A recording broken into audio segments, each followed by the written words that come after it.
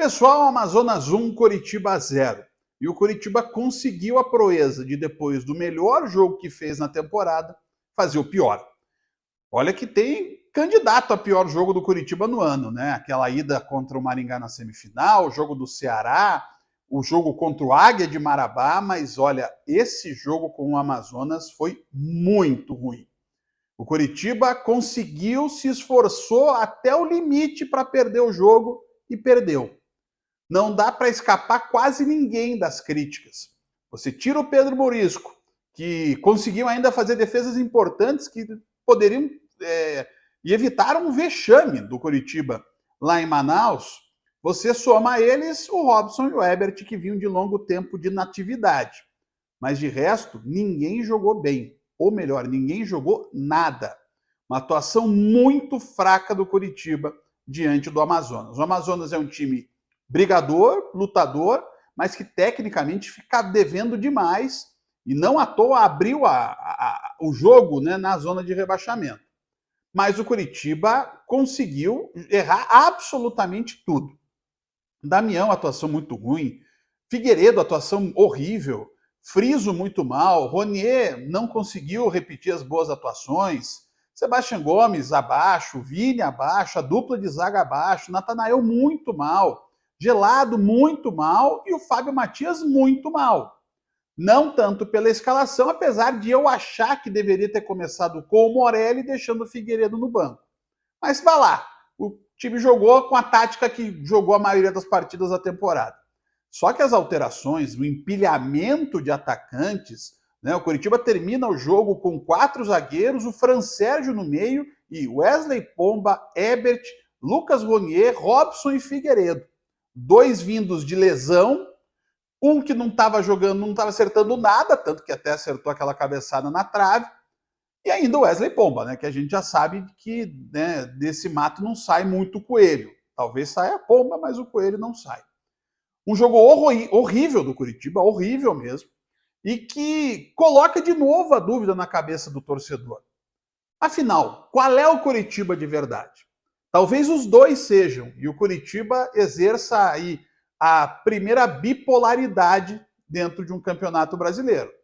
Porque o time do América, o time que venceu o América, que se impôs diante do América, é um time que luta para subir para a primeira divisão. E o time jogou com o Amazonas, esse time que não se impôs diante de um Amazonas que pedia para tomar gol, esse time não vai subir. Esse time joga ano que vem de novo a segunda divisão. E o que está faltando para que se descubra qual é o time? Para que seja o time do América, é preciso constância. E o Coritiba não consegue ter constância. Não dá para ser o líder do pijama. Você precisa somar pontos fora de casa. Desde o jogo de Ituano, eu uso a mesma frase. O Coritiba tem o desafio da regularidade. E ele ficou muito evidente hoje. Né? O Coritiba jogou absolutamente diferente do jeito que jogou contra o América. E aí perdeu com justiça.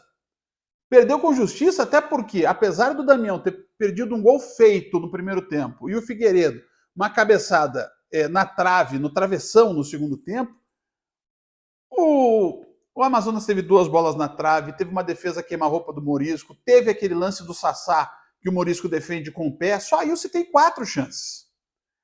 Então o Coritiba não tem nenhuma desculpa. Ah, o calor, tudo bem, concordo, é calor, o gramado não estava bom, até aí, beleza. Mas isso não é justificativa para ter um futebol tão ruim como apresentou lá. E aí, o torcedor sempre fica na dúvida. Qual é o Coritiba que vai jogar contra o Vila Nova? Um jogo de 6 pontos. O Coritiba já devia estar na frente do Vila Nova na Série B, mas o Coritiba está atrás. Mesmo que o Coritiba seja muito forte dentro de casa, fica uma pulga atrás da orelha. E o que vai fazer esse time depois da bolinha que jogou lá contra o Amazonas em Manaus? Essa dúvida que tira o sono do torcedor e que só pode ser resolvida com equilíbrio, regularidade, um trabalho consciente do Fábio Matias, que ele também está na bipolaridade. Ele foi muito bem contra o América, muito mal contra o Amazonas. E contratações. Hoje, quando sai o Friso, Coritiba não tem substituto. Hoje ficou o Figueiredo porque tinha que sair o Damião. Aí entra o Pomba. E aí você sabe que não vai ter muita solução. Não adianta empilhar atacantes, mas também não adianta você ficar com o meio-campo muito frágil, sabe? As laterais, quando você pensa que vai embalar, não embala. Tudo isso deixa o Curitiba nessa situação, de estar sempre a um passo do G4. Mas por enquanto, esse passo ainda está fora. E já estamos na 12ª rodada. Um abraço.